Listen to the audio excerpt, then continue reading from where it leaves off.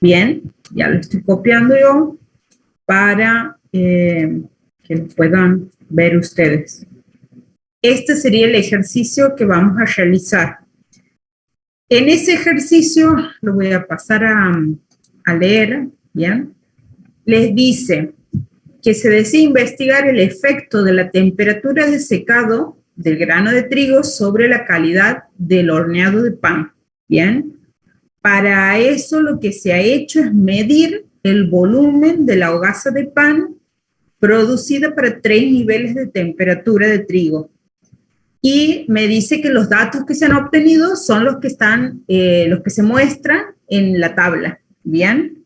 Entonces, si ustedes se fijan, tengo por filas están las diferentes temperaturas con las cuales se ha trabajado, o sea, las diferentes temperaturas las cuales han sido horneados los panes, y después lo que se muestra cada número, bien, que está mostrando, por ejemplo, este número, 1245, es el volumen, que ahí justamente me dice que está medido en centímetro cúbico, es el volumen que ha adquirido una vez horneado la hogaza de pan, o sea, el pan, ¿bien?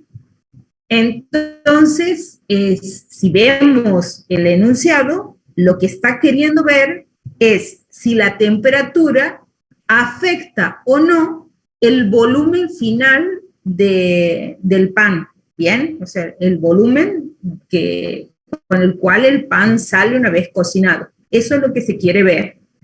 Por lo tanto, en el ítem A, me pide que haga el análisis adecuado para verificar si la temperatura de secado afecta no es horneado, era la temperatura que se secaba el grano de trigo. Quería ver si cuando se horneaba ya estaba hecha harina y se horneaba pan, se modificaba o no el volumen del pan, ¿bien? Yo me he equivocado. Entonces me dice en el ítem A que realice el análisis adecuado para verificar si la temperatura de secado del grano de trigo afecta el volumen promedio del pan. Eso, la única forma de hacerlo es usando lo que sería el análisis de la varianza. ¿Por qué no podemos hacer? Porque ustedes me pueden decir, pero profe, podemos hacer prueba de diferencia de medias, ¿sí? Pero aquí no lo podemos hacer porque nosotros estamos, o queremos, mejor dicho, comparar 3 temperaturas. Entonces, yo tendría que hacer ¿cuántas pruebas de hipótesis para comparar esas 3 temperaturas?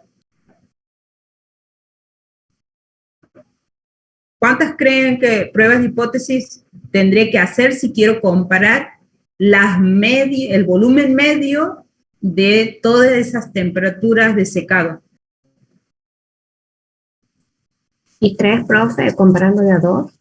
Bien, exactamente, tengo que hacer 3, porque en una, por ejemplo, compararía el volumen promedio cuando se ha secado a 70 con respecto al volumen promedio cuando es secado a 80 grados, y después hago otra prueba de hipótesis para el volumen promedio cuando se ha secado a 70 versus el volumen, para comparar con el volumen promedio secado a una temperatura de 75. Y bueno, y así me quedaría la otra diferencia. Pero el problema, se podría hacer, pero el problema es que a medida que yo voy trabajando con cada una de esas pruebas de hipótesis, que prueba de a par, digamos de a 2 la diferencia, estoy trabajando con un nivel de significación.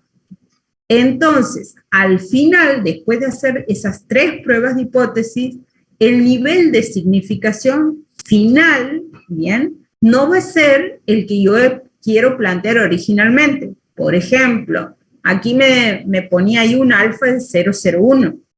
En realidad, si yo haría prueba de hipótesis, cada una de esas pruebas de hipótesis estaría trabajando con 0,01. Pero al final, después de haber hecho las 3 pruebas de hipótesis, el nivel de significación sería mucho mayor, ¿bien? Entonces, por eso no se recomienda trabajar con pruebas de hipótesis cuando yo estoy queriendo comparar más de 2 medias. Por lo tanto, el análisis que se recomienda en esos casos es el análisis de la varianza. ¿Bien?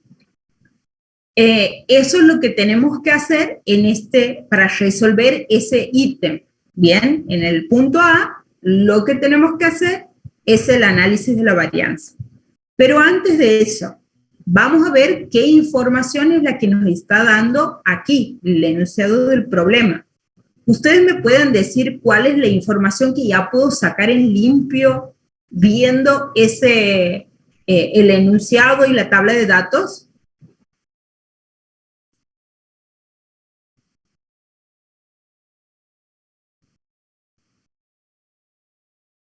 A ver, por ejemplo, ¿cuál es la variable respuesta en este caso?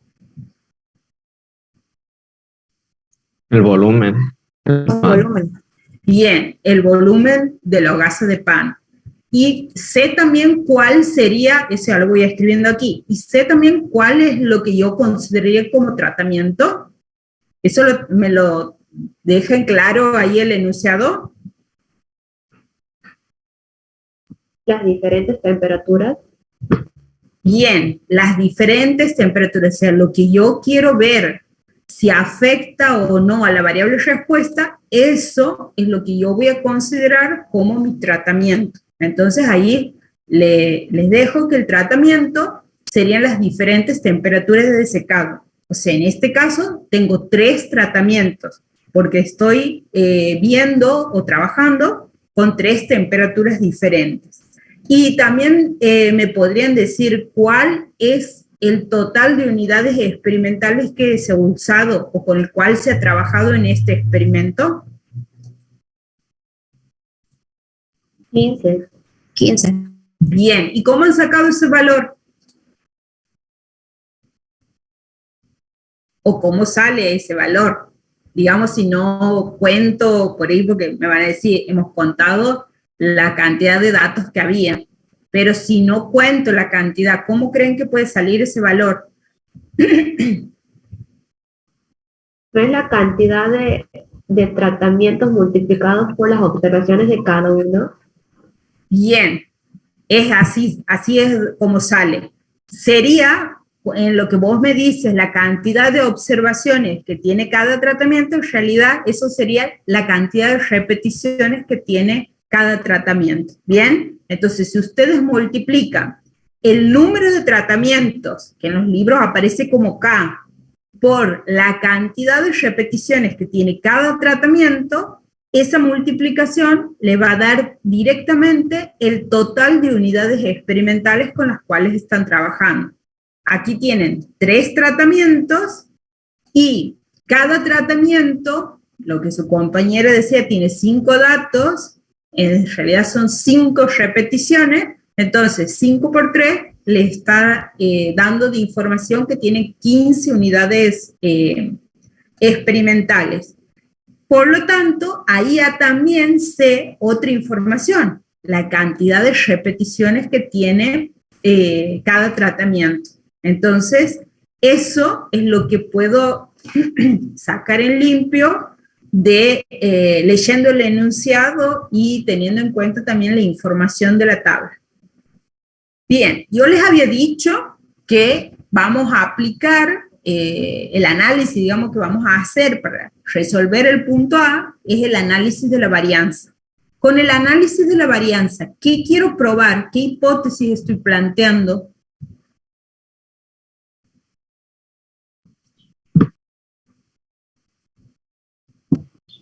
Si la varianza entre los tratamientos es menor o igual a la varianza dentro de los tratamientos o del error. Bien, muy bien, eso es lo que se quiere probar, ¿bien? Y eso lo planteamos de la siguiente forma, lo planteo como la variabilidad entre tratamientos, que yo directamente ahí lo he simplificado poniendo sigma de tratamiento y lo he puesto como menor o igual a la variabilidad del error experimental, que eso sería lo mismo a la variabilidad dentro de los tratamientos, ¿bien? Y en la alternativa siempre va la situación contraria, o sea que la variabilidad entre los tratamientos es mayor a la variabilidad del error. Aquí he trabajado, chicos, con un alfa de 0,01. Si bien no me decía con qué alfa trabajar en el ítem A, pero en el B sí me decía que haga una prueba con un nivel de significación del 1%. Por lo tanto, yo he decidido trabajar con ese mismo nivel de significación para hacer el ANOVA, ¿no? Perdón.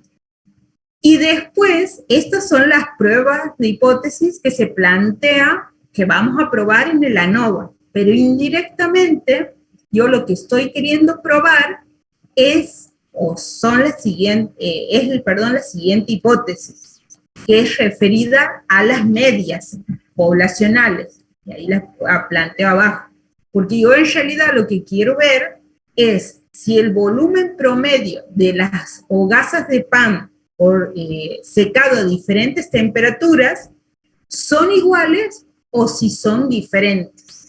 Eso es lo que he puesto en hipótesis nula, planteando como mu 70 igual a mu 75 igual a mu 80. Bien, o sea, ahí estoy diciendo que el volumen promedio de pan, de la hogaza de pan, que se obtiene con las tres temperaturas del secado es el mismo. Y en la hipótesis alternativa planteada de esa forma, pongo, digamos, poniendo mu sub i diferente a mu sub j, lo que estoy queriendo decir que hay al menos un par de medias que son diferentes, ¿bien? No sé cuáles son, pero yo digo, al menos hay un par que son diferentes. Lo que sí noten es que yo también he aclarado en esta parte a qué llamo I y a qué llamo J, ¿bien? O sea, pongo la forma de designar cada tratamiento. Y también aclaro que I tiene que ser diferente de J, ¿bien? Entonces, recuerden, esto voy a probar en el ANOVA directamente y esto es lo que se prueba indirectamente, ¿bien? Después, lo que se hace, ¿bien? Básicamente, cuando yo trabajo con las hipótesis esta de la varianza, lo que lo que voy a hacer a través del análisis de la varianza es plantear un estadístico, que es un estadístico F, porque como son dos varianzas las que yo estoy comparando, tengo que trabajar con el estadístico F, y ese estadístico lo que hace es, se lo obtiene, mejor dicho, haciendo un cociente de varianzas, ¿bien? Yo debería hacer la varianza entre tratamientos sobre la varianza del error experimental o dentro del tratamiento. Bueno, esa varianza la voy a estimar, porque no la tengo directamente, la voy a estimar a través de lo que se llama el cuadrado medio de tratamiento, ¿bien? Y el cuadrado medio del error. Hago ese cociente de varianza y ese valor del estadístico que yo calculo en función a la muestra que me ha brindado, o sea, los datos obtenidos en el experimento, eso lo voy a comparar con un valor de tabla, que eso aquí le he planteado que sería la zona de rechazo. Y si mi valor que yo he calculado es mayor al de tabla, entonces yo voy a decir que hay un efecto significativo de los tratamientos sobre la variable respuesta. Por ende, ¿qué me estaría diciendo? Que al menos hay un par de medias, ¿sí?, que son distintas. Eso es lo que más o menos a grandes rasgos, digamos, en línea general, es lo que se ve cuando yo hago el análisis de la varianza. Bien, una pregunta. ¿Han trabajado haciendo el análisis de la varianza con Infostat? ¿Han tenido algún problema? Porque si no han tenido ningún problema, yo le pongo la salida directamente, no les muestro cómo hacer. Si no, me detengo y les muestro cómo sería el hacer el ANOVA, usando Infostat. Si no pego la salida, ustedes por favor díganme.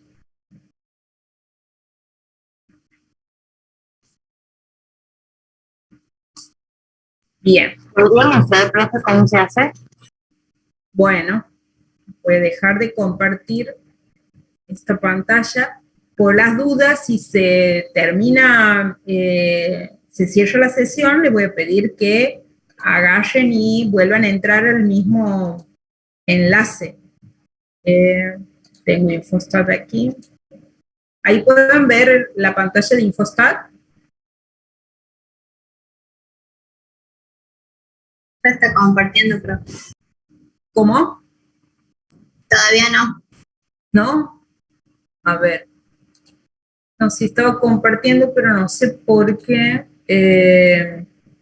siempre me muestra este problema en Infostat. A ver, vuelvo a compartir pantalla. ¿Ahí se ve, chicos? Sí, profe. Bien. Sí. Bueno, esa tabla que ustedes la tienen en el práctico, yo primero le he copiado, le he pegado en Excel y de ahí he ido acomodando, digamos, lo que eran filas lo he puesto como columna y después he ido poniendo una columna debajo de otra y así me he quedado.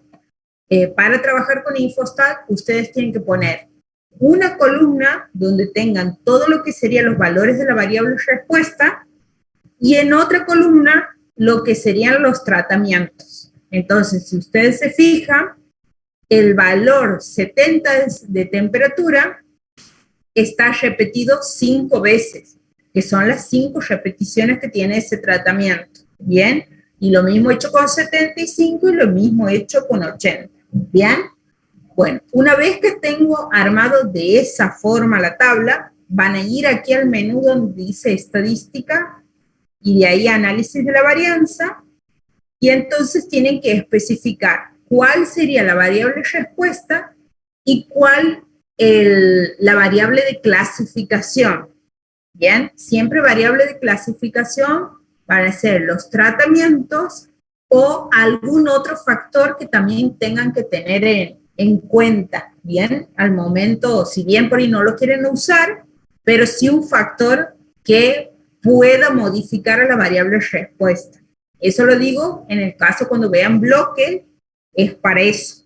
Entonces, la variable respuesta en este caso era el volumen y la temperatura era la variable de clasificación. Cuando tienen esto así, aceptan y les aparece este cuadro, donde aquí, si se fijan, dice especificación de los términos del modelo y lo único que aparece es la temperatura. Porque ahí es como que está mostrándonos lo que sería el modelo matemático cuando nosotros escribimos. Bueno, nosotros en el modelo matemático, nosotros planteamos que la variable respuesta Y es igual o va a estar dada por el efecto de la media general, que eso lo tienen todas las unidades experimentales, más el efecto del tratamiento, más en este caso el error aleatorio. Bueno, en este caso me está preguntando si, o me está mostrando que aquí el único efecto que estoy mostrando es del tratamiento, o sea, no hay ni un bloque u otra cosa más. Lo único que tenemos es el tratamiento. Entonces lo dejamos así como está. Al costado hay una solapa que dice comparaciones, tocan ahí y en este caso lo voy a hacer ya todo, bueno, no, lo dejo así mejor, ¿bien? Para que ustedes después les explique. Lo dejan así tal cual está. Normalmente, chicos, aquí se tienen que fijar a la derecha, dice presentación, eso no lo tocan, dejan como está, pero debajo de eso dice nivel de significación. Por defecto, Infostat viene preseleccionado con 005. Yo en este caso ya lo había corrido al ejercicio antes, por eso tenía seleccionado 001, ¿bien? Pero eso ustedes lo pueden elegir. Pero normalmente viene ya elegido con 00. Les decía que una vez que aceptan, ya no me deja hacer nada. Esperen un segundo.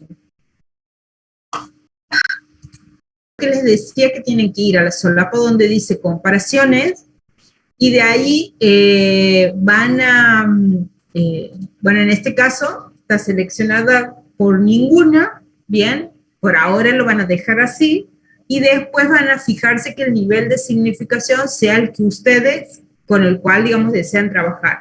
Por defecto viene 005, pero si no, lo eligen al que ustedes quieran trabajar, que es 010, 005, 001. Aceptan y les aparece esta salida, ¿bien? Este resultado. Eso es, digamos, lo que nosotros antes hacíamos, trabajábamos a mano. Bueno, aquí Infostat lo hace automáticamente. Y esto es lo que les importa, ¿bien? Porque aquí lo que les está diciendo, bueno, le dice cuál es el procedimiento con el cual están trabajando, o sea, le dice es ANOVA lo que están haciendo, también les dice cuál es la variable respuesta que ustedes analizan o estudian, en este caso es el volumen de la hogaza de pan. Este N que aparece con mayúscula, eso lo que les indica es la cantidad de unidades experimentales. Y después no se tienen que fijar en nada de estas cuestiones, ustedes no se fijan. Después en este cuadro que les está mostrando aquí abajo, bueno, ahí les dice cuáles son las diferentes fuentes de variación que tienen que tener en cuenta, ¿bien? Entonces, aquí les dice, bueno, la principal es la total, o sea, es la variabilidad total que me están mostrando los datos. Después yo digo que parte de esa variabilidad que muestran los datos se debe al efecto de la temperatura, que sería el tratamiento, y otra parte de esa variabilidad es debida al error experimental. Bien, esa es la descomposición que hace Infostat de acuerdo a la información que yo le he brindado. Entonces esa hace la descomposición. Me calcula la suma de cuadrado, los grados de libertad y el cuadrado medio, ¿bien?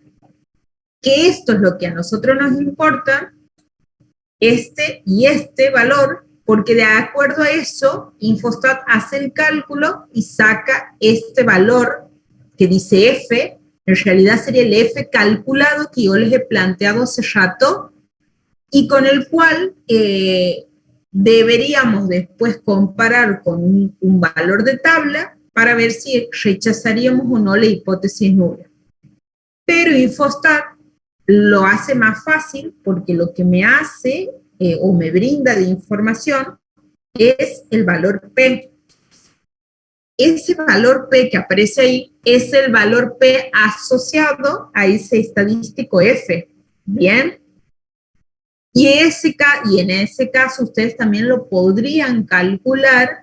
Si es que por ahí no lo llegan a obtener, lo pueden calcular. Recuerden que siempre es una probabilidad ese valor P y lo pueden sacar haciendo o calculándolo como la probabilidad de obtener un valor de F mayor al F calculado.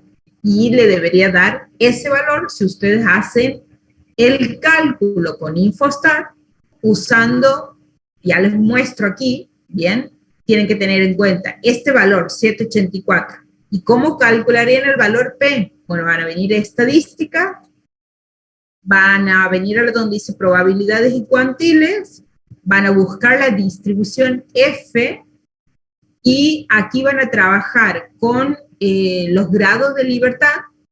Este que dice U serían los grados de libertad de tratamiento, y aquí va a ser 2.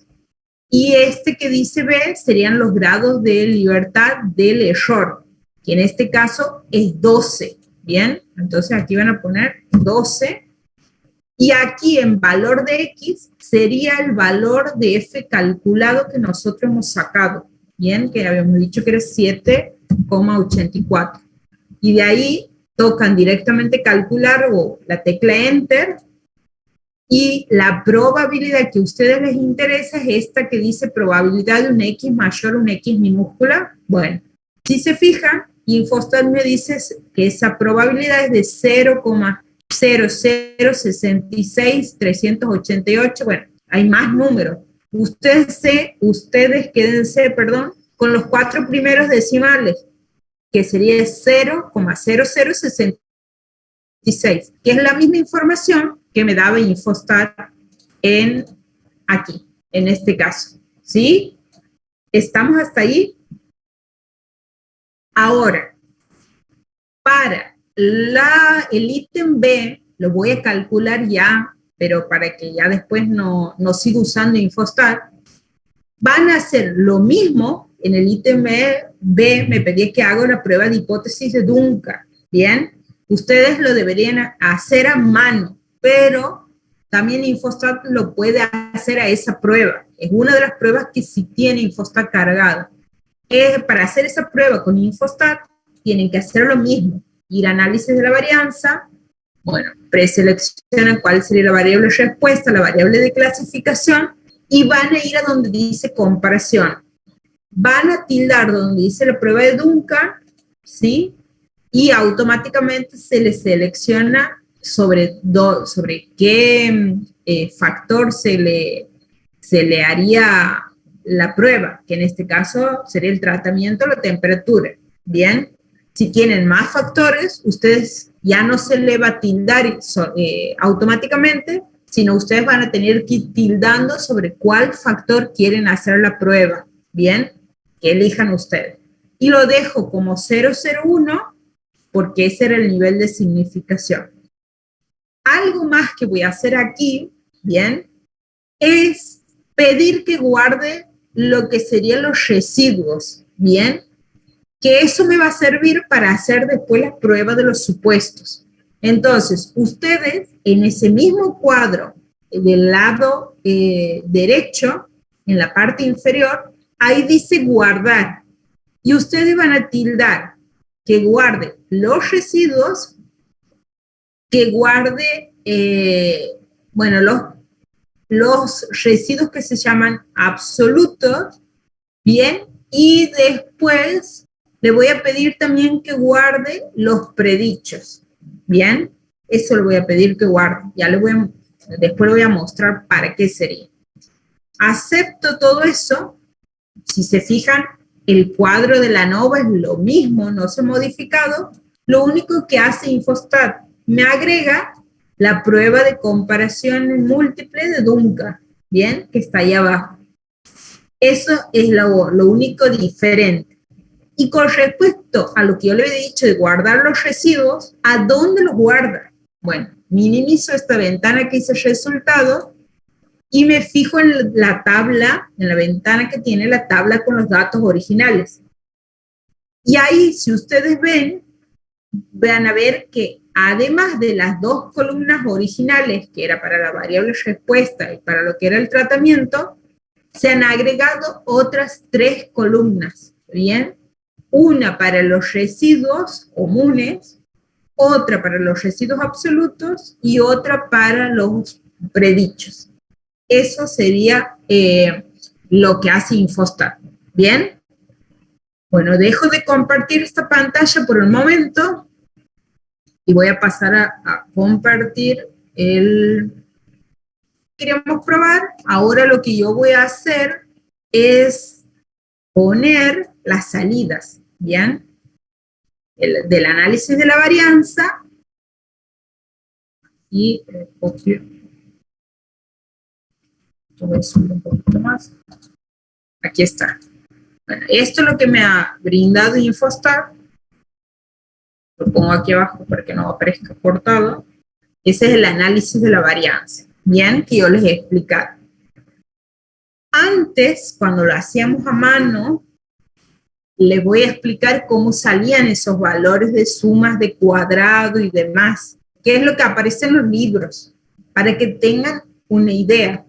¿Por qué? Porque en el parcial puede que le demos esta tabla, pero que no tenga la totalidad de la información.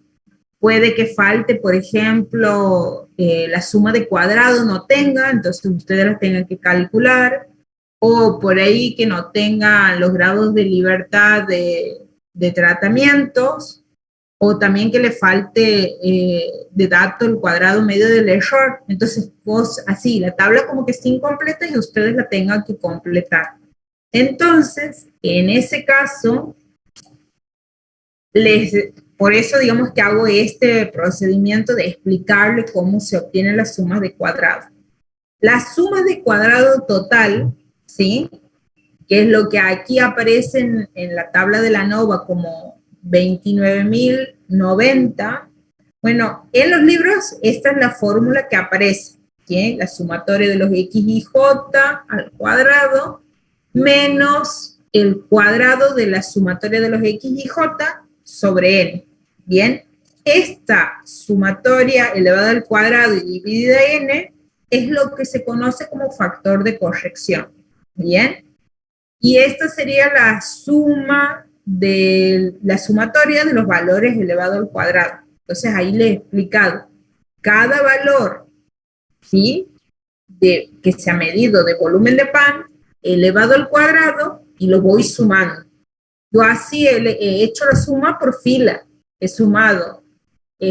ido elevando cada valor de la primera fila al cuadrado, después he ido elevando y sumándolos, después he seguido sumando los valores de la segunda fila elevado al cuadrado y por último los de la tercera fila. Por eso es que aquí empieza en 1245 al cuadrado y termina en 1095 al cuadrado. Bien, esta suma que está aquí entre paréntesis es lo que le va a dar esta sumatoria. Bien, y después aquí les he planteado cuál sería el factor de corrección, que si ustedes resuelven esta diferencia, les da el valor de la suma de cuadrado total. ¿Estamos? Para la suma de cuadrado del tratamiento, que en este caso yo he dicho que el tratamiento va a ser la temperatura. Bueno, tengo que trabajar con los totales de cada tratamiento. ¿Bien? Porque en los libros les aparece así como la sumatoria de los X y no hay un J en este caso, sino hay un punto elevado al cuadrado dividido a R. O sea, ¿qué está diciendo? Que yo tengo que sumar, el I representaría a cada tratamiento. Entonces tengo que sumar el total de cada tratamiento elevado al cuadrado y dividido la cantidad de repeticiones que tenga ese tratamiento. Esta parte, es lo que está representado entre paréntesis aquí. Bien. Y después también le vuelvo a restar el mismo factor de corrección que tenía la suma de cuadrado total. Bueno, y eso les debería dar la suma de cuadrado que aparece en la tabla de 16.480. Y la del error es fácil, se hace por diferencia.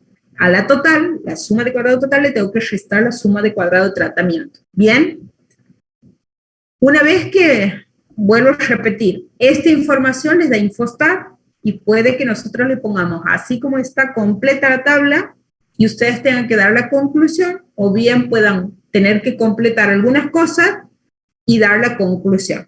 Recuerden, para poder decidir sobre las hipótesis, esta e indirectamente estas, ¿yo dónde me tengo que fijar? Me voy a fijar específicamente en este valor, en el valor P, porque yo, ¿qué sé? Si el valor P es inferior al alfa, ¿cuál sería la decisión que tengo que tomar? Que ya hemos venido viendo en los prácticos anteriores. Rechazar la hipótesis nula. Bien, rechazo la hipótesis nula. Entonces, en este caso, el valor P, que es 0,0066, ¿es chico o no con respecto a 0,01? Menor. Bien, es menor, por lo tanto yo tendría que rechazar estas hipótesis nulas. Bien, esta y por lo tanto esta.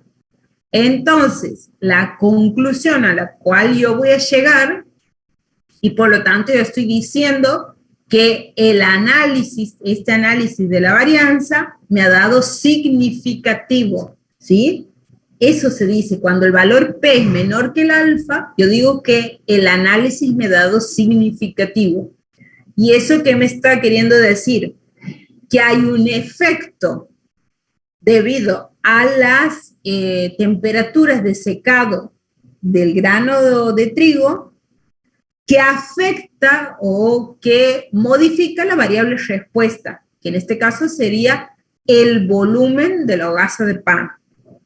En otras palabras, el volumen de la hogaza de pan es afectado por las temperaturas de secado del grano de trigo.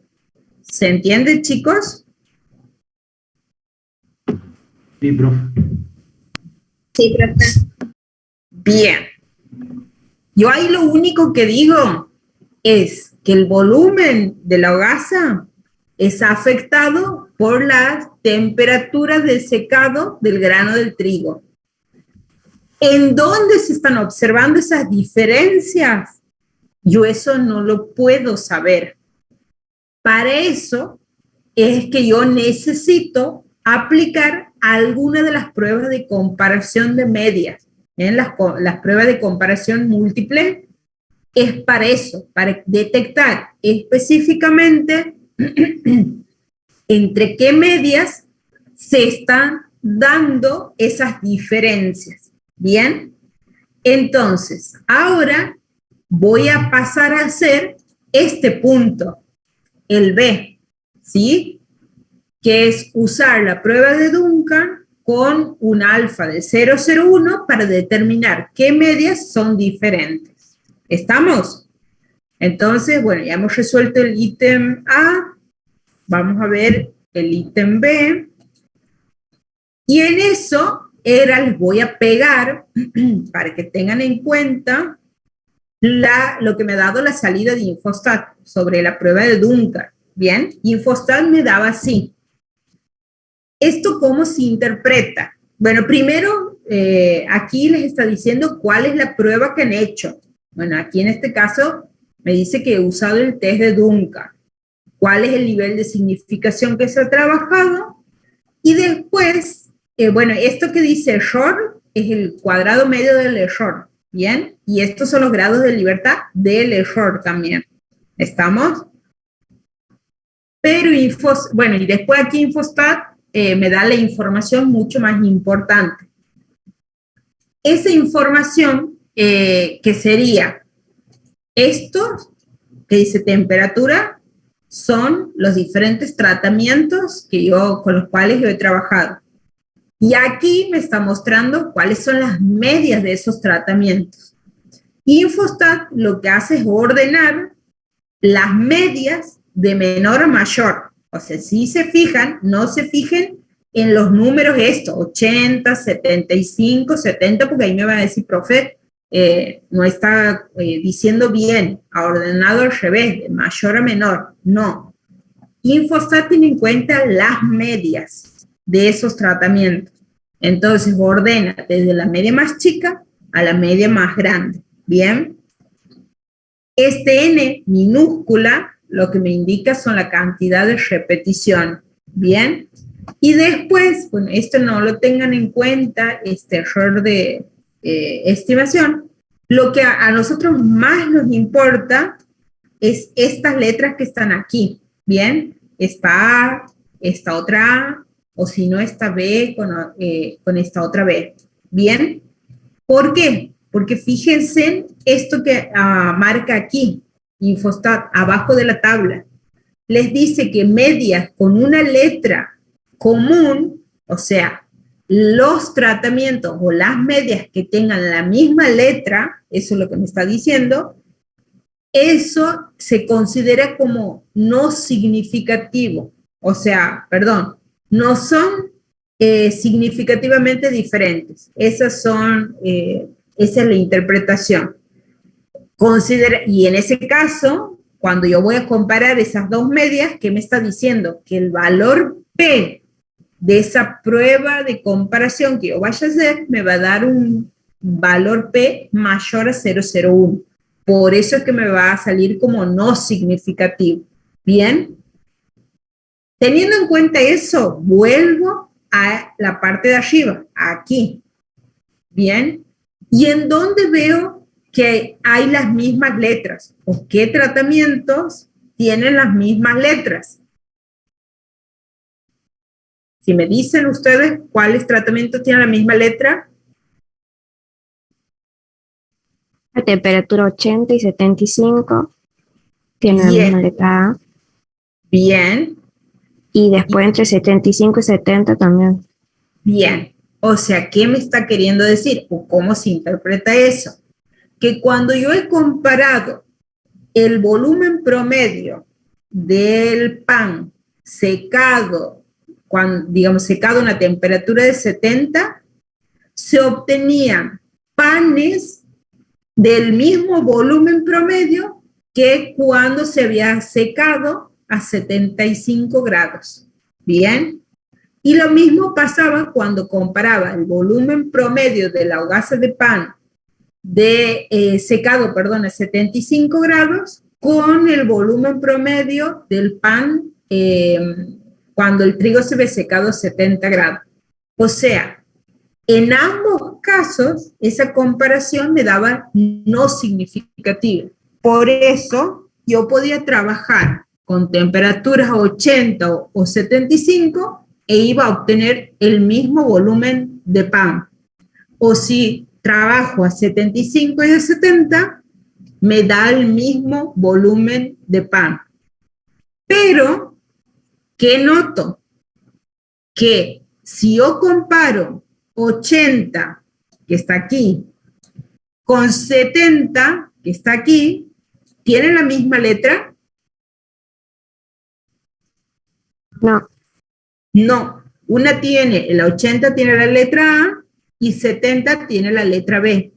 Como tienen diferentes letras, se lo considera como diferentes, que son significativamente diferentes. Por lo tanto, me está diciendo que el volumen promedio de las hogazas de pan cuando es secado a 80 es diferente, significativamente diferente del volumen promedio del pan cuando es secado el trigo a una temperatura de 70 grados. ¿Sí? ¿Se queda claro esa interpretación, chicos? Sí, profe.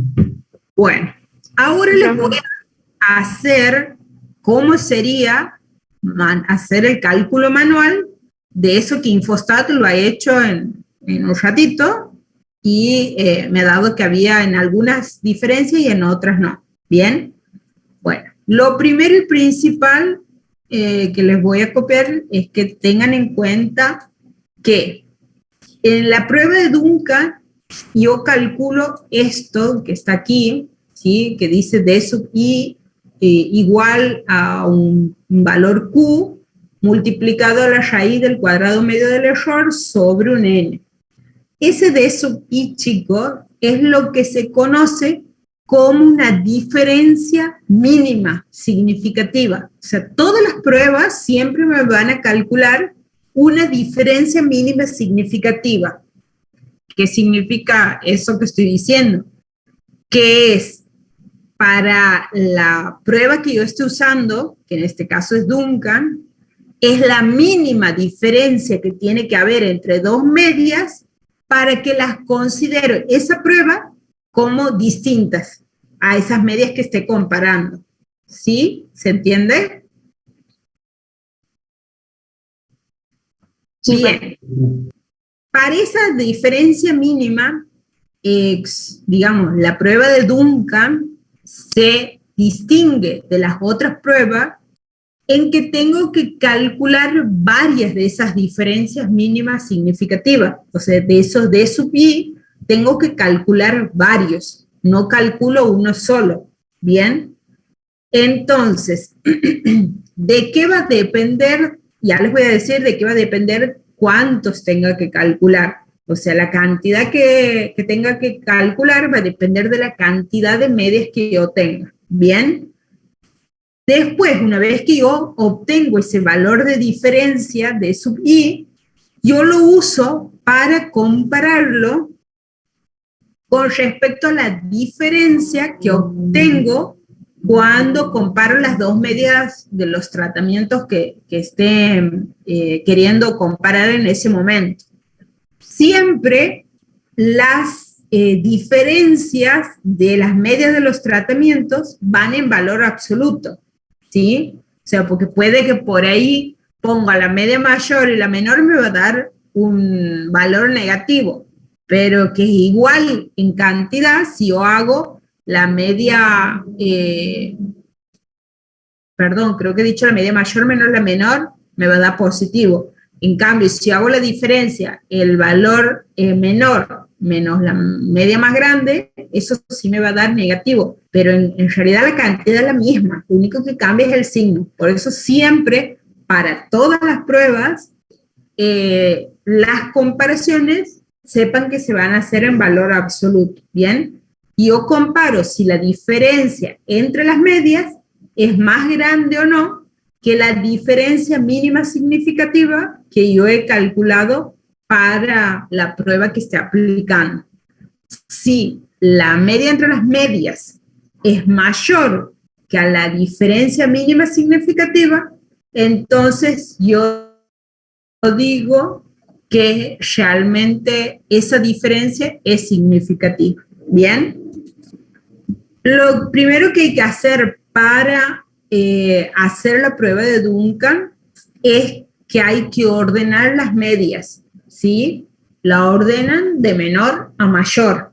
Eso es lo primero. Ustedes calculan las medias de los tratamientos y una vez que obtienen esas medias, la ordenan desde la más chica a la más grande.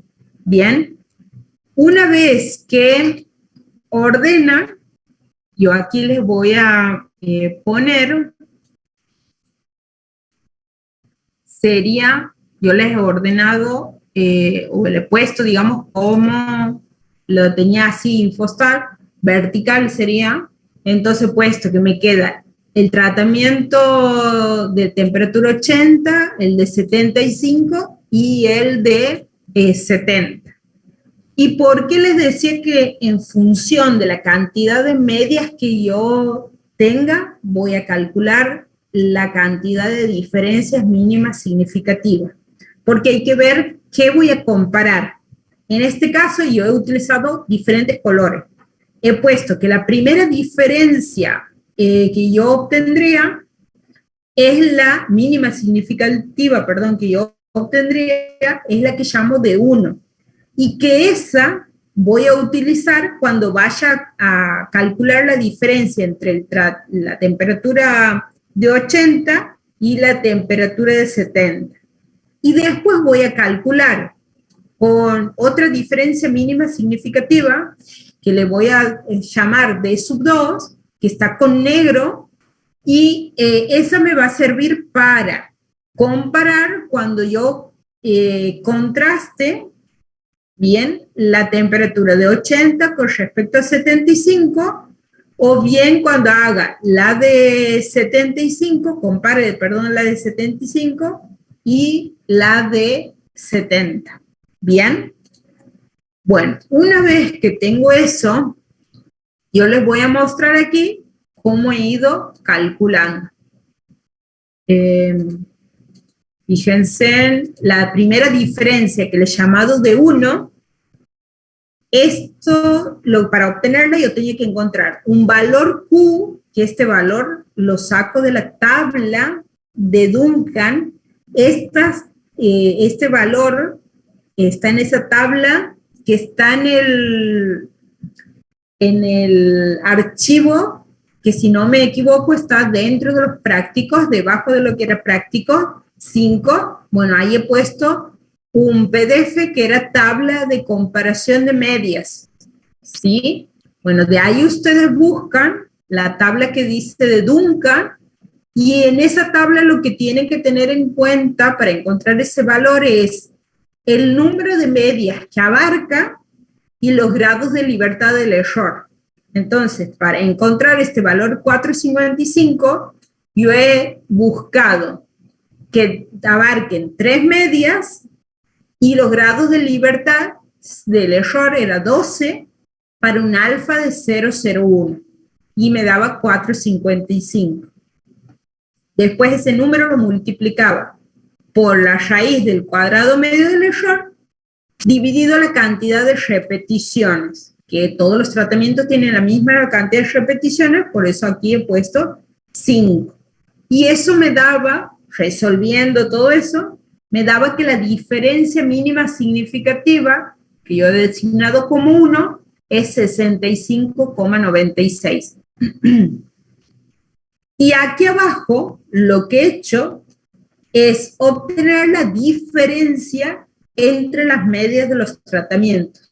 Entonces tenía que hacer, yo para no usar valor absoluto, lo que he hecho es hacer la diferencia haciendo la media mayor menos la menor. Entonces he puesto 70 menos 80 y entonces estas son las medias y me daba que la diferencia entre las medias de los tratamientos era 80. 80, ¿cómo es con respecto a 65,96? Que es la diferencia mínima significativa. Como 80 es más grande, entonces yo llego a la conclusión de que la diferencia que existe entre esos dos tratamientos realmente es significativa. ¿Sí? ¿Se entiende, chicos? Sí, profe. Bien. Ahora me falta hacer el cálculo de la otra diferencia, que la que está con negro, que es designado como D sub 2. Bien. Entonces, aquí abajo voy a poner, para obtener D sub 2, he encontrado el valor de Q en la tabla de Duncan, que lo he sacado, en este caso, para 2 medias, porque si se fijan, aquí comparaba 80 con 75, que son 2, ¿sí? O bien hacía 75 con respecto a 80. Bien. En realidad, cuando yo digo, perdón, el número de medias que abarque, digo como que la longitud de las medias que estoy abarcando en esa comparación, porque siempre la diferencia va a ser de 2 medias, solamente que en el orden, cuando las ubique de menor a mayor, es como que va a haber más cantidad de medias. Aquí, al comparar 80 con respecto a 70, se abarcaba las 3 medias. Es por eso. Pero siempre voy a hacer la diferencia entre 80 menos 70. Únicamente uso 2 medias para hacer la diferencia, ¿sí? Bueno, aquí el valor me ha salido 4,32. Recuerden, con 2 medias que abarcaban 12 grados de libertad del error. Y bueno, y esta es la multiplicación del cuadrado medio del error dividido las repeticiones y le aplicaba la raíz. Eso me daba que era 62,63. Y bueno, y aquí he calculado, primero, la diferencia entre las medias del tratamiento 70 y 75, que me daba 28, y después aquí he calculado la diferencia entre las medias del tratamiento 75-80, que me daba 52.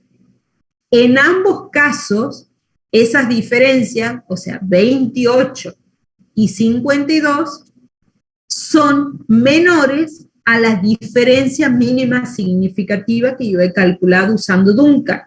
O sea, son menores que 62,63.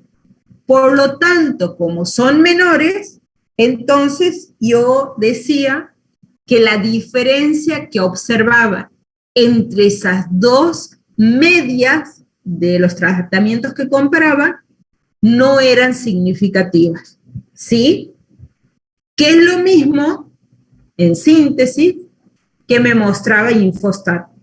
¿Bien? Eso es lo mismo que me muestra Infostat aquí, que es lo que yo he llegado aquí y aquí. ¿Estamos, chicos? ¿Dudas hasta ahí? No, profe, ninguna. Bueno, No, profe. ahora vamos a hacer el punto que sigue, el punto C. En el punto C me pedía que pruebe con Sheffer, que es otra de las pruebas de comparación múltiple, si el contraste, que ahí le llamaba D sub 1 con minúscula, era significativo o no. Y en ese contraste, lo que yo estaba comparando era si el volumen, cuando yo trabajaba con una temperatura de secado 80, ¿cómo era con respecto al volumen que se obtenía trabajando con las temperaturas de 70 y 75?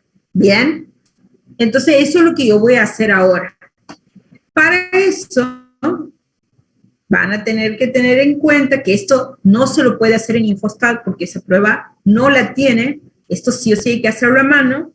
Hay que tener en cuenta cómo sería la prueba de Sheffer. ¿Bien? Entonces, en esa prueba, aquí ya los estoy copiando, aquí, en esa prueba me dice que en este caso la diferencia mínima significativa la denomina como SCH y me dice que es igual a la raíz de A menos 1 multiplicado por un F y multiplicado por un S sub D cuadrado, ¿bien? Donde A me representa la cantidad de tratamientos, o sea, ese A menos 1 me daría los grados de libertad de tratamiento, el F al nivel alfa lo que me da es un valor de tabla, ¿sí? O sea, sacado de tabla, y el S cuadrado sub D es como la variable. No sé si ves que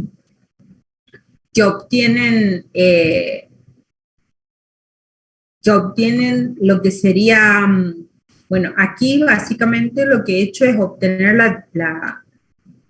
la desviación para la diferencia, ¿sí? El desvío de la diferencia, esto es lo que he obtenido, que le llamo S de D. Bien, si ustedes le sacan la raíz, o sea, la raíz la mandan para el otro lado, le quedaría S cuadrado sub D, entonces ya obtendrían el valor que van a usar directamente en la diferencia mínima significativa. Estos valores que aparecen aquí, más 2, menos 1, menos 1, eso viene, chicos, obtenido de esta parte, porque serían los coeficientes que estarían multiplicando al valor de la media. Ahí les dice 2 por la media del tratamiento 80, menos el tratamiento 70 más la media del tratamiento 75.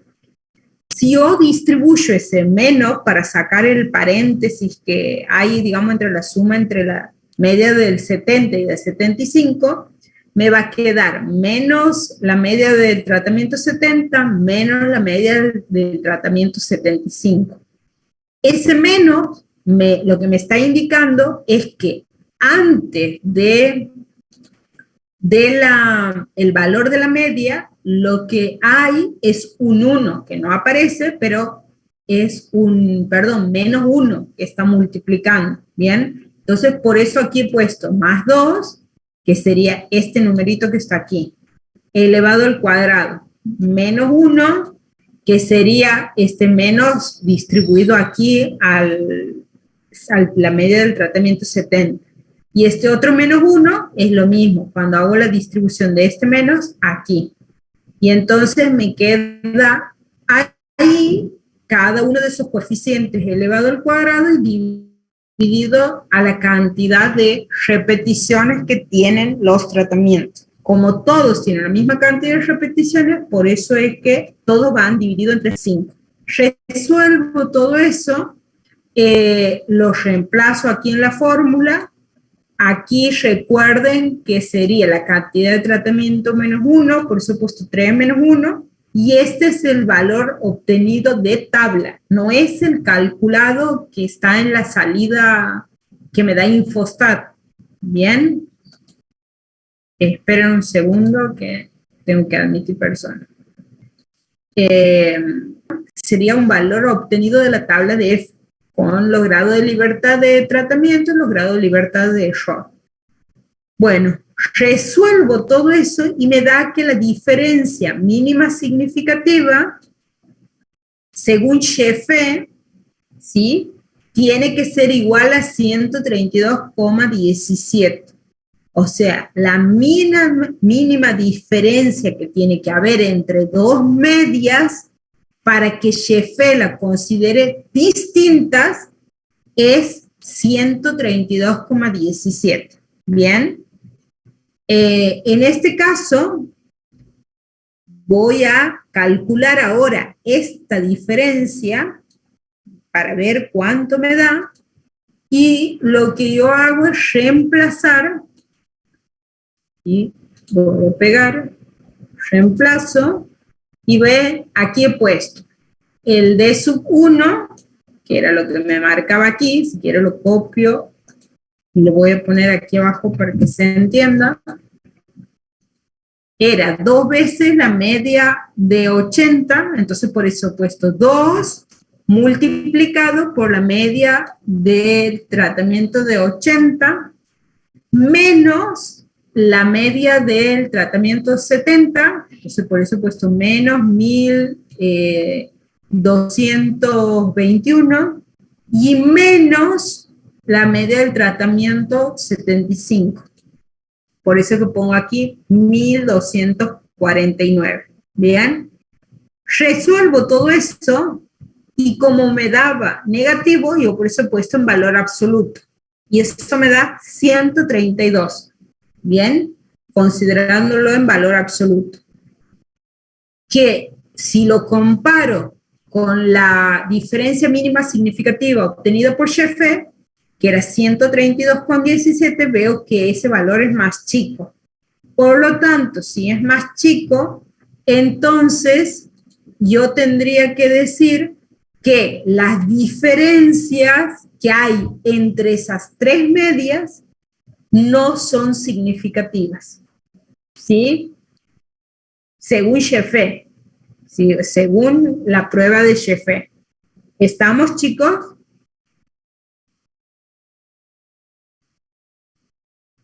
Bien. Ahora, lo que les voy a explicar es sobre la prueba de los supuestos. Bien.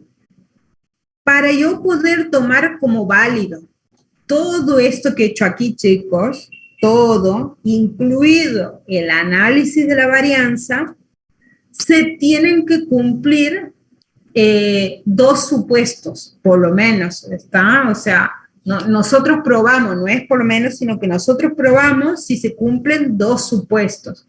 En realidad también deberíamos ver otro más, que es que los errores sean independientes, pero bueno, en este caso nosotros aquí para el cursado probamos nada más si se cumplen dos supuestos o no.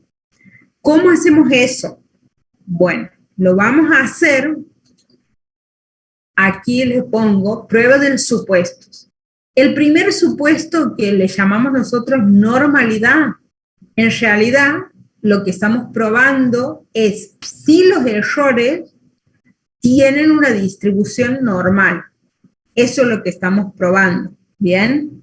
Entonces nosotros, para probar eso, vamos a plantear unas hipótesis, que aquí he puesto cuál sería la hipótesis nula y cuál la hipótesis alternativa, en donde en la hipótesis nula planteo que los errores siguen una distribución normal, mientras que en la alternativa digo que esos errores no siguen una distribución normal, ¿bien?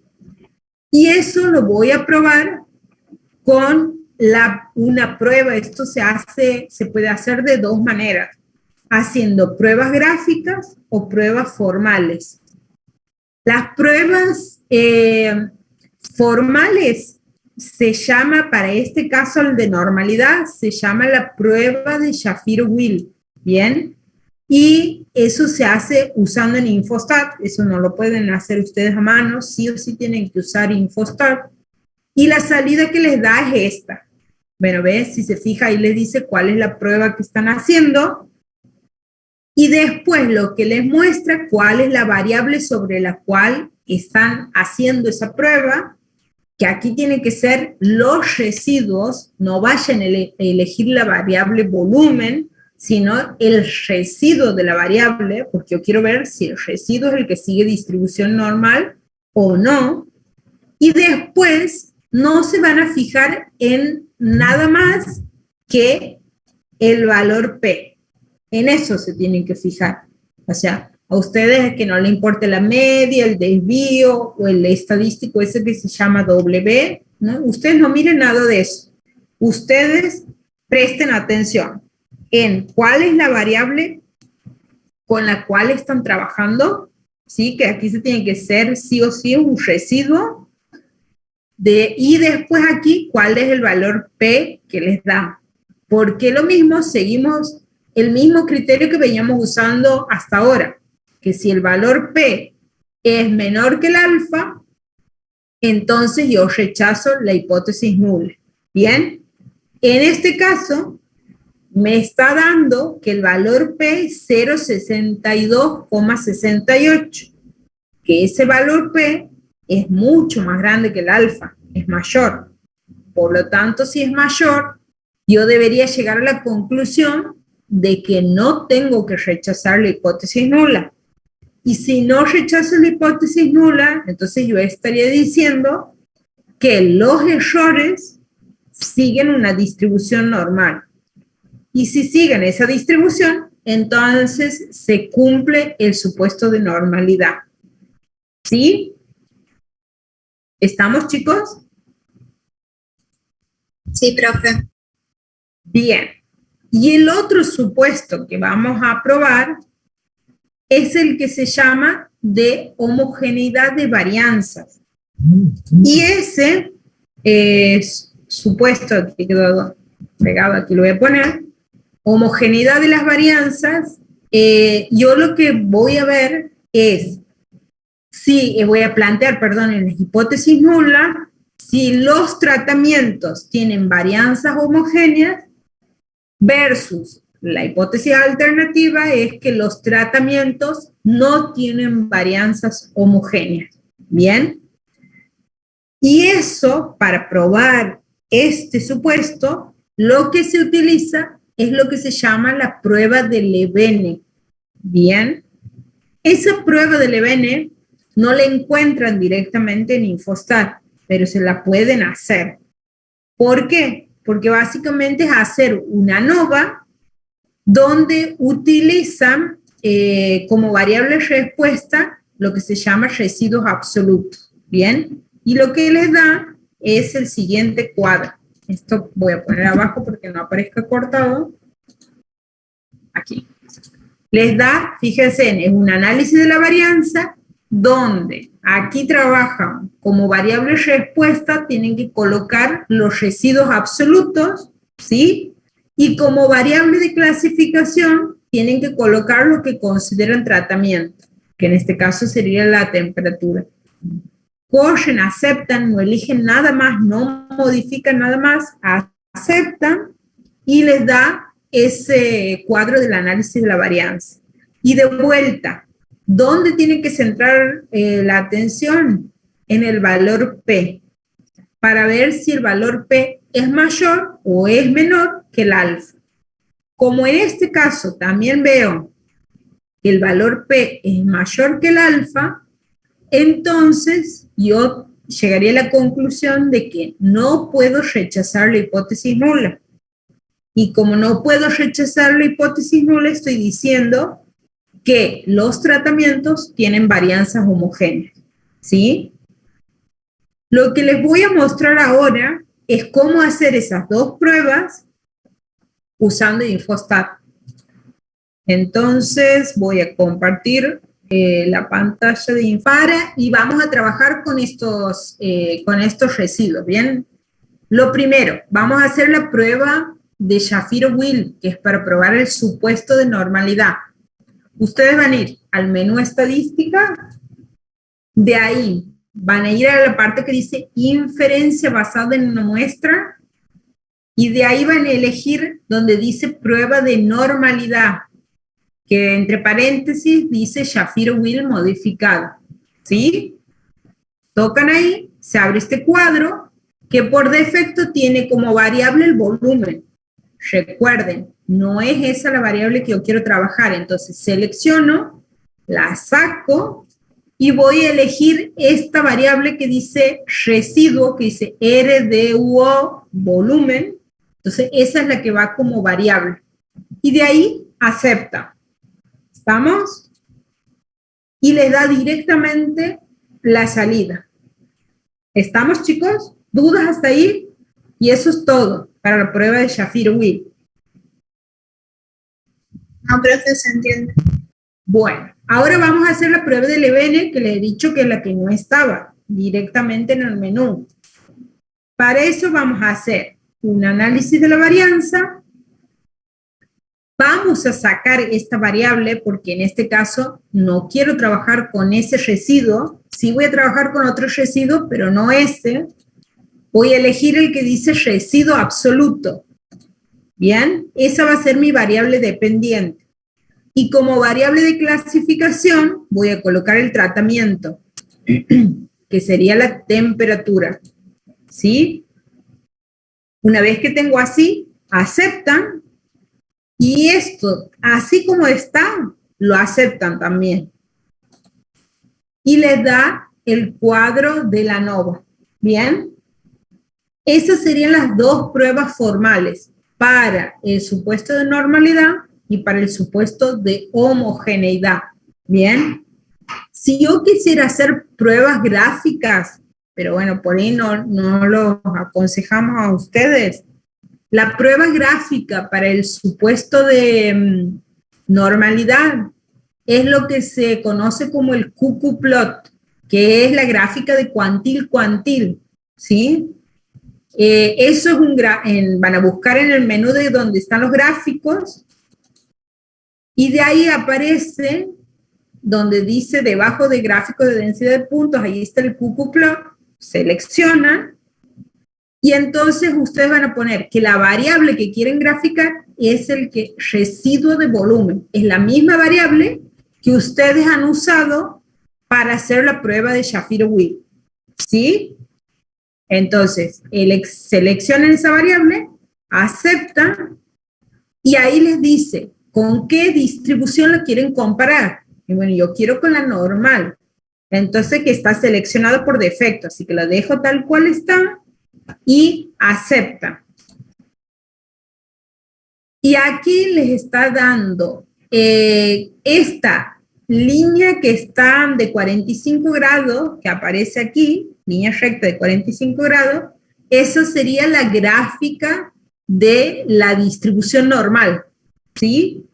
Y lo que yo estoy queriendo ver es si los puntos, que serían mis datos, mis residuos, perdón, caen o no en esa recta. Cuando caen en esa recta, quiere decir que sigue una distribución normal. Pero, ¿qué pasa? Por eso es como que no les decimos nosotros que usen esta gráfica, porque por ahí es difícil de distinguir. Aquí hay muchos puntos que no están cayendo sobre esa línea recta, que se alejan. Entonces, por ahí sería difícil, yo viendo esta gráfica, de decir, no sigue una distribución normal. Pero nosotros hemos visto cuando hemos hecho la prueba formal que sí realmente daba que los residuos tenían distribución normal. Entonces, esa sería la conclusión o la recomendación que les doy. Prefiero que usen la prueba formal para ver si cumple el supuesto de normalidad. ¿Bien? Y después la otra prueba gráfica que se utiliza es para el supuesto de homogeneidad. Para eso lo que tengo que hacer es hacer un gráfico de dispersión. Entonces voy a gráfico, veo diagrama de dispersión y tengo que graficar los residuos versus los predichos. O sea, los residuos van a ir en el eje Y y los predichos predichos, en el eje X. Entonces, ahí sí dejo en el eje Y estos residuos y en el eje X tengo que buscar esto que son los predichos. Bien, que eso era lo que yo había pedido cuando he hecho el primer ANOVA. Acepto y aparecen estos puntos que están aquí. Y aquí estos puntos que aparecen en esta primera línea así vertical serían los residuos, ¿sí?, que se han obtenido para el tratamiento, para uno de los tratamientos, este para el otro tratamiento y este para el otro tratamiento. O sea, ¿qué se busca ahí? De que la dispersión que muestran estos puntos sean más o menos parecidas. Si se fijan, las dos líneas verticales que se podría formar con los puntos que están marcándose ahí son bastante parecidas con respecto a la que está a la izquierda, que ahí es donde aparentemente los puntos tendrían mayor dispersión, ¿sí? Pero bueno, vuelvo a repetir, por ahí es preferible que ustedes vean de hacer las pruebas formales para tener la seguridad que se cumple o no los supuestos de normalidad y homogeneidad. ¿Bien? ¿Alguna duda? Porque aquí ya se terminaría la clase, chicos. No sé si quieren preguntarme algo. No, profe, sobre esto no. Profe, ¿quedaría un solo evaluativo? Sí, el del